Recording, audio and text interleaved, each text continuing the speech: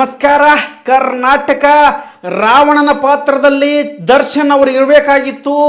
ಕತೆಗೆ ಮತ್ತಷ್ಟು ತೂಕ ಜಾಸ್ತಿ ಆಗ್ತಾ ಇತ್ತು ಎನ್ನುವಂಥ ವಿಚಾರದ ಬಗ್ಗೆ ನಿಮ್ಮ ಮುಂದೆ ಮಾತಾಡಕ್ಕೆ ಬಂದಿನಿ. ಏನಪ್ಪ ಅಂದ್ರೆ ಇವತ್ತು ಕರ್ನಾಟಕದೊಳಗೆ ರಾಮಾಯಣ ಎನ್ನುವಂತಹ ಚಿತ್ರದ ಬಗ್ಗೆ ಬಹುದೊಡ್ಡ ಚರ್ಚೆ ಆಗತ್ತೆ ಬಿಡತ್ತೆ. ಯಾಕಪ್ಪ ಅಂದ್ರೆ ಇಡೀ ಭಾರತ ದೇಶದಲ್ಲಿಯೇ ಬಹುದೊಡ್ಡ ಚಲನಚಿತ್ರಪ್ಪ ಅಂದ್ರೆ 4,000 ಕೋಟಿ ಖರ್ಚನ್ನು ಮಾಡಿ ಆ ಸಿನಿಮಾವನ್ನು ತೆಗೆದಾರ. ಆ ಸಿನಿಮಾದೊಳಗೆ ರಾವಣನ ಪಾತ್ರವನ್ನು ನಮ್ಮ ಕನ್ನಡದ ಪ್ರತಿಭೆ ರಾಕಿಂಗ್ ಸ್ಟಾರ್ ಯಶ್ ಅವರು ಅಲ್ಲಿ ಅಭಿನಯ ಮಾಡಾಕತ್ತಾರ. ಅದರದ್ದೇನೂ ಪ್ರಾಬ್ಲಮ್ ಇಲ್ಲ. ಅಲ್ಲಿ ಹೀರೋ ಆಗಿ ರಣಬೀರ್ ಕಪೂರ್ ಅವ್ರು ಮಾಡಾಕತ್ತಾರ, ಹೀರೋಯಿನ್ ಆಗಿ ಸಾಯಿ ಪಲ್ಲವಿ ಅವರು ಮಾಡಾಕತ್ತಾರ, ಅವ್ರು ರಾಮ ಸೀತೆಯಾಗಿ ಅವ್ರ ಪಾತ್ರ ಮಾಡಾಕತ್ತಾರ. ಅದರದ್ದು ಏನು ತೊಂದರೆ ಇಲ್ಲ.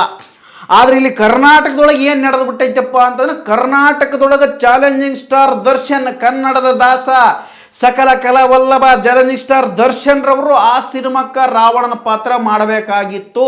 ಇಲ್ಲಿ ಯಶ್ ಅವರು ಮಾಡ್ಯಾರ, ಆದ್ರೆ ಅವ್ರಿಗೆ ಅಷ್ಟು ಸೂಟೇಬಲ್ ಆಗಿಲ್ಲ.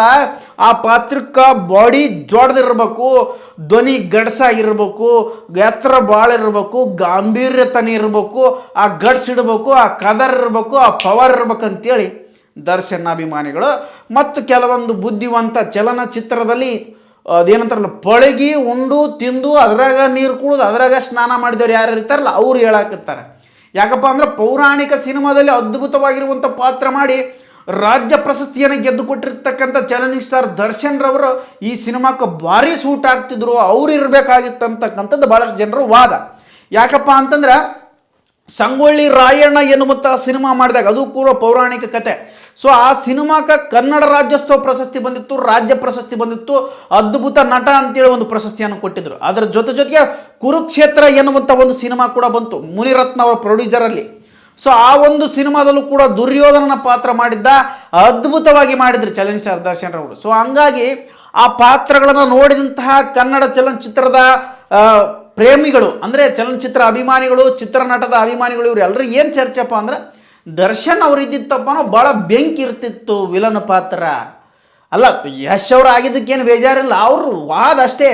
ಅಂದ್ರೆ ನಂದು ಏನು ಹೇಳಕತ್ತೀನಪ್ಪ ಅಂದ್ರೆ ಕನ್ನಡದ ಚಲನಚಿತ್ರ ನಟರು ಅವರು.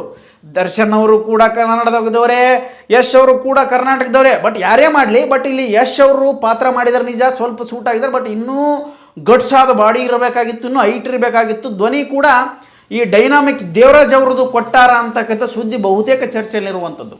ಸೊ ಹಂಗಾಗಿ ಅಲ್ಲಿ ಒಂದು ಸ್ವಲ್ಪ ಚರ್ಚೆಗೆ ನಡೆಯಕ್ಕೆ ಹಚ್ಚಿಬಿಟ್ಟವ. ಅದು ದರ್ಶನ್ ಅವ್ರಿಗೆ ನನಗೂ ಕೂಡ ಹಂಗೆ ಅನಿಸ್ತದೆ. ದರ್ಶನ್ ಅವ್ರಿಗೆ ಆಗಿದ್ರೆ ಬರ್ತಾಯಿಬಿಡ ಬಹುಪರ ಕೇಳ್ಬೇಕು, ಹಂಗೆ ಬರೀ ಇರ್ತಿತ್ತು. ಮತ್ತೆ ಅವನು ಅದ್ರ ಸುದ್ದಿನೇ ಕೇಳಬೇಡ. ಬಾಬಾ ಬಾಬಾ ಬಾಬಾ ವಿಲನ್ ಅಂದ್ರೆ ಹಂಗೆ ಬರ್ಬೇಕು ಬೆಂಕಿ. ಬಾಬಾ ಬಂದ್ರಿಗೆ ಹೆಜ್ಜೆ ಇಟ್ಟರೆ ಗಡ್ಡ ಗಡ್ಡ ಗಡ್ಡ ಗಡ್ಡ ನಡಗಬೇಕು ಬೆಂಕಿ, ಹಂಗಿದ್ದ ಹುಲಿ. ಆದ್ರೆ ಅವರ ದುರಂತ ಅವ್ರ ಜೀವನದೊಳಗೆ ಒಂದಷ್ಟು ಸಂಕಟಗಳು ಬಂದುಬಿಟ್ಟವ. ಸೊ ಹಂಗೆ ಅವ್ರ ಜೈಲಿಗೆ ಹೊರಗಿದ್ದಿದ್ರು ಕೂಡ ಅವ್ರು ಆಯ್ಕೆ ಮಾಡ್ತಿರ್ಲಿಲ್ಲ. ಆಯ್ಕೆ ಮಾಡಿದ್ರು ಕೂಡ ದರ್ಶನ್ ಅವರು ಕನ್ನಡ ಸಿನಿಮಾಗಳನ್ನು ಬಿಟ್ಟು ಅವರು ಬೇರೆ ಭಾಷೆ ಒಳಗೆ ಸಿನಿಮಾ ಮಾಡಿದ್ದು ನಾನಂತೂ ನೋಡಿಲ್ಲ. ಸೊ ಯಶ್ ಅವರು ಅಂದ್ರೆ ಮೊದಲಿಂದ ಮಾಡ್ಕೊತ ಬಂದ್ಬಿಟ್ರು. ಅವ್ರಿಗೆ ಯಾವಾಗ KGF ಬಂತು ಅವಾಗ ಎಗಿರ್ಬಿಟ್ರು ಅವ್ರು ಫ್ಯಾನ್ ಇಂಡಿಯಾ ಸಿನಿಮಾಕ್ಕೆ. ಅವರು ಕರ್ನಾಟಕದೊಳಗೆ ಮೊದಲು ದೊಡ್ಡ ಸ್ಟಾರ್ ಆಗಬೇಕಾಗಿತ್ತು, ಸ್ಟಾರ್ ಆಗಿದ್ರು ಅನ್ಕೋರಿ. ಬಟ್ ಕನ್ನಡ ನೆಲದಲ್ಲಿ ಬೆಳೆದು ದೊಡ್ಡ ಸ್ಟಾರ್ ಆದ ನಂತರ ಅವರು ಹೊರಗೆ ಹೋಗ್ಯಾರ. ಸೊ ಹಂಗಾಗಿ ಅವ್ರ ಪಾತ್ರ ಎಷ್ಟು ಸೂಟಬಲ್ ಆಗಿತ್ತೋ ಗೊತ್ತಿಲ್ಲ, ಚಲನಚಿತ್ರದವ್ರಿಗೆ ಗೊತ್ತು, ಮತ್ತು ಆ ಸಿನಿಮಾದ ರಾಮಾಯಣ ಸಿನಿಮಾದ ನಿರ್ದೇಶಕರಿಗೆ ಗೊತ್ತು, ಮತ್ತು ನಿರ್ಮಾಪಕರಿಗೆ ಗೊತ್ತು ಅದ್ರ ತಿಪ್ಪಲು ಏನೈತೆ ಅಂತ. ಅವ್ರು ಸೂಟ್ ಆಗ್ಯಾರೋ ಇಲ್ಲ ಅನ್ನೋದ್ರೆ ಸಿನಿಮಾ ರಿಲೀಸ್ ಆದ್ಮೇಲೆ ನಾವೆಲ್ಲ ತಿಳ್ಕೊಬೇಕು. ಸೊ ಇವಾಗ ಒಂದು ಜಡ್ಜ್ಮೆಂಟ್ ಮಾಡಬಾರ್ದು. ಆ ಪಾತ್ರ ಎಷ್ಟು ಸೂಟ್ ಆಗೈತೆ, ಅವ್ರು ಎಷ್ಟು ಪಾತ್ರಕ್ಕೆ ಒಂದು ಜೀವ ತುಂಬ್ಯಾರ ಅಂತೇಳಿ. ಅಂದ್ರೆ ಬಹುತೇಕ ಚರ್ಚೆ ಏನಪ್ಪ ದರ್ಶನ್ ಅವ್ರು ಆಗಿದ್ರೆ ಕಿತ್ಕೊಂಡು ಹೋಗ್ಬಿಡ್ತದೆ ಸಿನಿಮಾ. 4,000 ಕೋಟಿ ಒಂದು ಜಳ ಆಗ್ಬಿಡ್ತಿತ್ತು, ಅವಲೇ ಗಳಿಸಿಬಿಡ್ತಿತ್ತಾಗ ಅಂದ್ಬಿಡ್ತಾ ಅನ್ನುವಂಥ ಬಹು ನಿರೀಕ್ಷಿತ ಒಂದು ವಿವಾದಗಳು, ವಾದಗಳು, ಚರ್ಚೆಗಳು ನಡೆದುಬಿಟ್ಟವು. ಸೊ ಹಂಗಾಗಿ ಆ ಒಂದು ಚಿತ್ರದ ಬಗ್ಗೆ ನಿಮ್ಮ ಮುಂದೆ ಮಾತಾಡೋಕ್ಕೆ ಬಂದೆ. ಇರಲ್ಲ, ಅದ್ಭುತ, ಅದು ಬೇರೆ ಪ್ರಶ್ನೆ. ಆದರೆ ದರ್ಶನ್ ಅವರು ಎಲ್ಲ ಪಾತ್ರಗಳು ಕೂಡ ಭಾರಿ ಸೂಟ್ ಆಗ್ತಾರೆ. ಅವರು ಒಂದು ಸ್ವಲ್ಪ ಕಾಮಿಡಿ ಪಾತ್ರ ಬಂದುಬಿಟ್ಟು ಎಲ್ಲ ಪಾತ್ರ ಕೂಡ ಅದ್ಭುತ. ವಿಲನ್ ಅಂದ್ರೆ ವಿಲನ್, ಹೀರೋ ಅಂದ್ರೆ ಹೀರೋ, ಹೀರೋ ಫ್ರೆಂಡ್ ಅಂದ್ರೆ ಹೀರೋ ಫ್ರೆಂಡ್. ಕರ್ನಾಟಕದೊಳಗೆ ಅವ್ರಿಗೆ ಇರತಕ್ಕಂಥ ಅಭಿಮಾನಿ ಬಳಗ ಮಾತ್ರ ಅದನ್ನು ಹೇಳ್ತಿರೋದು. ಅದು ಯಾವ ಇಂಡಸ್ಟ್ರಿಯಾಗಾರ ಅದ್ಯಾರಿಲ್ಲ ಗೊತ್ತಿಲ್ಲ, ಕರ್ನಾಟಕದೊಳಗೆ ಮಾತ್ರ ದರ್ಶನ್ ಅವ್ರಿಗಿರುವಂಥ ಅಭಿಮಾನಿ ಬಳಗ ಬೇರೆ ಯಾರಿಗೂ ಕೂಡ ಇಲ್ಲ.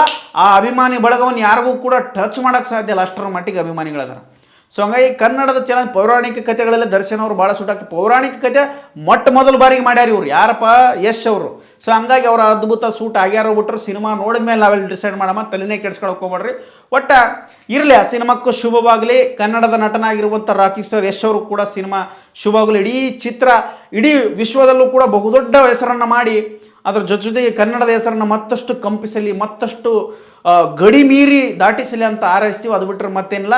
ದರ್ಶನ್ ಅವರ ಅಭಿಮಾನಿಗಳು ಮತ್ತು ಯಶ್ ಅವರ ಅಭಿಮಾನಿಗಳು ಕೇಳ್ಕೊಳ್ಳೋದಿಷ್ಟ, ಎಲ್ಲರೂ ನಮ್ಮ ಕನ್ನಡ ಪ್ರತಿಭೆಗಳು ಎಲ್ರಿಗೂ ಕೂಡ ಸಹಕಾರ ಕೊಡ್ರಿ. ನನಗೂ ಕೂಡ ನಿಮ್ಮ ಹೇಳಿಕೆಗೆ ಸಮ್ಮತಿ ಐತಿ. ಯಾಕಪ್ಪ ದರ್ಶನ್ ಅವರಿಗೆ ಬಲಾಢ್ಯ ದೇಹ, ಬಲಾಢ್ಯ ಗಾಂಭೀರ್ಯತನ ಬರ್ತಕ್ಕಂಥ ಒಂದು ಸ್ಟೈಲು, ಆ ಗಡುಸಾದ ಧ್ವನಿ ಐತಿ, ಅದನ್ನು ಒಪ್ಕೊತೀನಿ. ಬಟ್ ಇವ್ರಿಗೇನು ಅವಕಾಶ ಸಿಕ್ಕಾರೆ ಅವ್ರು ಒಂದು ಸ್ವಲ್ಪ ಸಂಕಷ್ಟದಿಂದ ಹೊರಗೆ ಬಂದ್ರೆ ಸಾಕಾಗೈತೆ. ಅವಕಾಶಗಳು ಬೇಡ ಮರ, ಹೊರಗೆ ಬಂದ್ರೆ ಸಾಕ ನಂಗೆ ಆಗ್ಬಿಟ್ಟತ್ತೆ. ನನಗೆ ದರ್ಶನ್ ಅವ್ರು ಹೊರಗೆ ಬಂದ್ರೆ ಸಾಕಪ್ಪ ನಂಗೆ ಆಗ್ಬಿಡುತ್ತೆ. ಅವಕಾಶಗಳು ಸಿಗ್ಲಿಕ್ಕೆ ಹಾಳಾಗೋಗ್ಲತ್ತಾಗ. ಸೊ ಹಂಗಾಗಿ ಅದನ್ನು ಮೊದಲು ಆರೈಸಮ್ ಅವ್ರು ಹೊರಗಡೆ ಬರಲಿ. ಈಗ ನಟನೆ ಮಾಡಿರುವಂಥ ಯಶ್ ಅವರು ಕೂಡ ಶುಭವಾಗಲಿ, ಅವ್ರಿಗೂ ಕೂಡ ಶುಭವಾಗಲಿ ಅಂತ ಹೇಳ್ತೀವಿ. ವಿಡಿಯೋ ಮುಗಿಸಕತ್ತೀನಿ. ಧನ್ಯವಾದಗಳು.